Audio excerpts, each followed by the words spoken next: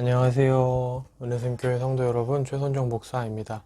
오늘은 4월 3일 사무엘상 23장부터 25장까지 그리고 고난주간 7일차 마가복음 15장 42절부터 47절까지를 함께 살펴보도록 하겠습니다.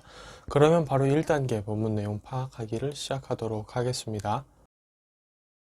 1단계 본문 내용 파악하기를 모두 마쳤습니다. 이제 2단계 질문 만들기인데요.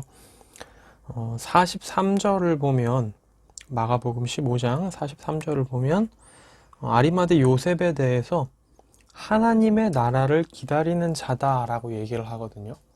하나님의 나라를 기다리는 사람이라는 게 정확히 무슨 의미가 있는지 이게 오늘의 질문이 되겠습니다. 네, 그러면 이제 3단계 질문에 대한 대답 찾기로 넘어가도록 하겠습니다. 3단계 질문에 대한 대답 찾기를 시작하도록 하겠습니다. 43절에 하나님의 나라를 기다리는 자다라는 표현이 있죠. 이 표현은 뭐냐면 하나님이 구원을 위해 보내신 메시아를 통하여 그 땅에 하나님의 온전한 주권과 통치가 이루어지는 것, 이제 그것을 기다린다라는 거거든요. 그러니까 하나님께서 그 구원자를 통해 자기 백성을 구원하시고 이제 그 정말 변화가 일어나서 하나님의 통치 가운데 살아갈 것을 기다린다 이런 말인데 이 표현 자체가 요셉이 지금 어떠한 사람이 되었는지를 잘 표현하는 그런 내용이라는 생각이 들더라고요.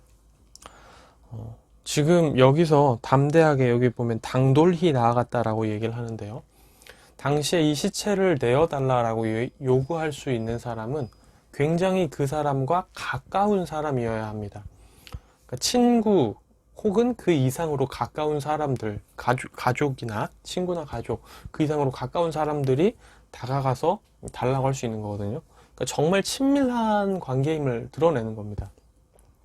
이 아리마대 요셉이라는 사람이 이제 이후에도 보면은 바위 속에 판 무덤에 넣어두고 돌을 굴려 무덤 문으로 막았다라고 얘기를 하는데, 이 바위 속에 판 무덤은 굉장히 비쌀 뿐더러 보통 자기 가문의 무덤인 경우가 많았거든요. 그럼 이제 예수님을 또 어떻게 생각하는지, 얼마나 중요하게 생각하는지가 또 여기서도 드러나는데, 이미 예수님은 돌아가셨잖아요. 이 시점에서. 지금 오늘 본문에서 보면 이미 돌아가셨습니다. 백부장을 통해서 보면은 죽은 지 오래다라고 얘기를 하거든요. 그러면 이 아리마대 요셉이라는 사람이 예수 그리스도를 구원자로, 메시아로 생각하지 않았다면 이런 일을 할 필요가 없습니다. 아리마대 요셉은 분명히 예수 그리스도를 하나님이 보내신 메시아이자 구원자로 믿었기 때문에 이렇게 나가서 당돌이 이런 요구를 하고, 이렇게 자기가 원래 묻히려고 했던 자기 가문의 그 무덤, 아무나 묻힐 수 없는 그 무덤에다가 예수님을 장사한 거죠. 이 부분을 보면 아리마대 요셉은 이전까지는 어땠을지 몰라도 이 순간부터는 확실하게 예수 그리스도의 제자로서의 면모를 보인다고 할 수 있습니다. 네, 그래서 이제 정리하자면 하나님의 나라를 기다리는 자다라는 표현은 하나님이 보내시는 그 메시아를 통해, 그 구원자를 통해 하나님의 그 땅에 하나님의 통치가 임하는, 하나님의 주권 가운데 통치가 임하는 것을 기다리는 사람이다 라고 얘기해 볼 수가 있겠습니다. 네, 그럼 이제 4단계 본문 묵상하기로 넘어가도록 하겠습니다. 4단계 본문 묵상하기까지 모두 마쳤습니다. 이제 마지막 5단계 적용하기인데요. 저는 오늘 본문을 보면서 예수님의 죽으심에 대한 묵상들을 많이 했던 것 같아요. 안티크라이스트 어떤 그런 사람들은 가끔 그런 공격들을 합니다. 예수님이 사실은 안 죽은 거 아니야? 죽은 척 했다가 빨리 십자가에서 내려와서 몸을 회복한 다음에 3일 만에 부활한 척 한 거 아니야? 이렇게 얘기를 하곤 합니다. 하지만 오늘 본문을 보면 전혀 그런 게 아님을 확신할 수 있죠. 로마 병정들과 이 빌라도는 예수님 편이 아니었습니다. 예수님을 죽이는 쪽이었죠. 예수님과 친한 쪽이 아니라 적대적인 쪽이었습니다. 그런 사람들이 예수님과 짜거나 예수님의 사정을 봐줄 일도 없죠. 이들은 분명히 예수님을 죽였고 예수님의 죽음을 확인한 사람들입니다. 그렇기 때문에 예수님이 안 죽었다는 말은 사실 말도 안 되는 얘기죠. 그리고 예수님이 죽임을 당했다는 얘기는 예수님이 완전한 하나님이신 동시에 완전한 인간이심을 또한 증명하는 겁니다. 예수님이 완전한 하나님이시기만 했다면 어떻게 죽으실 수 있을까요? 하나님이신 예수님이 어떻게 죽겠습니까? 완전한 인간이시기도 했기 때문에 예수님은 우리 같은 육신을 가지고 계셨기 때문에 죽임을 또 당하실 수 있었다는 거죠. 예수님의 완전한 인간임을 또 확인할 수 있는 부분입니다. 또한 우리가 꼭 놓치지 말아야 할 것은 예수님이 왜 죽으셨냐라는 거죠.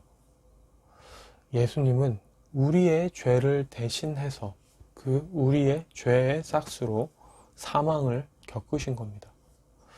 우리의 죄를 대신 사하실 일이 없었다면, 그럴 목적이 없었다면 죽으실 필요도 없었죠.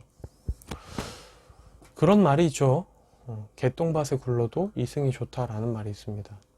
그만큼 우리는 죽음에 대해서 두려움이 있고 또 죽음을 통해 겪게 될 상실에 대한 두려움이 있습니다. 당장 우리가 내일 죽게 된다고 얘기를 해볼까요? 누군가 와서 너 내일 죽어 라고 얘기를 한다면, 그게 하나님의 사자였다면 진짜 그 말이 와닿겠죠? 그럼 우리는 어떨까요? 와, 감사합니다. 기다리고 있었습니다. 너무너무 기다렸던 일이에요. 내일 말고 오늘 죽으면 안 될까요? 이렇게 얘기할 수 있는 사람이 과연 한 명이라도 있을까요? 모두가 다 마음이 무거운 채로 슬픔 가운데 하루를 준비할지도 모릅니다. 죽음을 겪어보지 않았기 때문에 죽음 자체에 대한 두려움과 그 걱정도 있겠지만, 또 한편으로는 죽음으로 인해 발생되는 상실감도 굉장히 크죠. 우리는 죽어도 우리 주변 가족들과 친지들은 그대로 남아 있습니다. 또 우리가 책임져야 될, 우리가 부양해야 될 사람들이 또 우리에게 있을 수 있습니다. 그런데 이제 그 사람들은 남겨두고 우리만 죽어야 된다라고 한다면 그 남겨진 사람들에 대한 걱정과 미안함과 책임감과 여러 가지들이 우리에게 또 몰려들겠죠. 요한복음을 보면 예수님 또한 이러한 상실감이 있었음을 확인할 수 있습니다. 우리가 가상칠언이라고 얘기를 하죠. 자기가 사랑했던 제자 요한에게 자기 어머니를, 마리아를 맡기는 장면이 요한복음에 나오는데요. 그것을 보면 예수님 또한 본인의 죽음으로 인해 생기는 공백, 자기의 죽음으로 인해 주변 사람들에게 생길 상실을 또 대비하시고 염려하셨음을 우리가 확인할 수 있는데, 우리가 죽게 된다라고 한다면 그 모든 것들을 또 우리는 떠안아야 되죠. 근데 예수님은 우리의 죽음을 대신해서 그 고통을 당하신 겁니다. 원래는 우리가 당해야 했던 고통이고 죽음입니다. 예수님, 하나님이신 그분이 사실 그 죽음을 당할 필요가 없었습니다.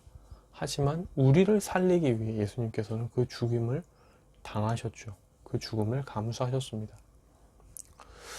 예수님의 죽음을 보며, 그래, 예수님의 죽음, 그냥 그렇게 당연하게 생각하고 거리감을 두는 게 아니라, 내가 죽었어야 됐는데, 내가 죽어야 되는데 나를 위해, 나를 대신해서 예수님이 돌아가셨구나. 그 얼마나 감사한 일이고 얼마나 죄송한 일인가라는 생각을 과연 우리 마음속에 얼마나 하고 있는지를 좀 돌아봤으면 좋겠습니다. 아까 이제 제가 말씀드렸죠. 우리가 내일 죽게 된다면 우리가 상상만으로도 큰 슬픔이 몰려오는 것을 생각할 수가 있는데, 느낄 수가 있는데, 그게 현실이 된다면 어떨까요? 그걸 그리고 우리가 죽어야 되는 그 순간 누군가 대신 죽어주겠다고 얘기를 한다면 우리 마음은 또 어떨까요? 예수님의 죽으심에 대해서, 그 죽으심까지 갔던 그 고통에 대해서, 그 상실에 대해서 우리가 너무 쉽고 당연하게 생각하지 않았으면 좋겠습니다. 우리를 위해 하신 그 예수님의 사랑과 그 희생, 그 고통에 대해서 우리가 정말 감사함으로, 또한 한편으로는 죄송함으로 그 예수님을 위해 우리가 뭘 할 수 있을지 좀 고민하고, 고민해서만 끝나는 게 아니라 좀 행동까지 옮기는 그런 예수님의 죽으심을 깊이 묵상하고 그 희생을 묵상하며 그에 대한 반응으로 무언가라도 선한 것이 우리 안에서 조금이라도 날 수 있는 그런 오늘이 되었으면 좋겠다는 생각을 합니다.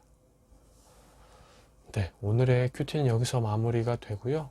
내일 다시 뵙도록 하겠습니다. 이제 내일은 부활주일이죠. 부활주일을 또 앞두고 우리가 여러 가지 말씀을 통해 예수님의 그 십자가 죽으심을 깊이 묵상하는 오늘이 또 되었으면 좋겠습니다. 내일 뵙도록 하겠습니다. 안녕히 계세요.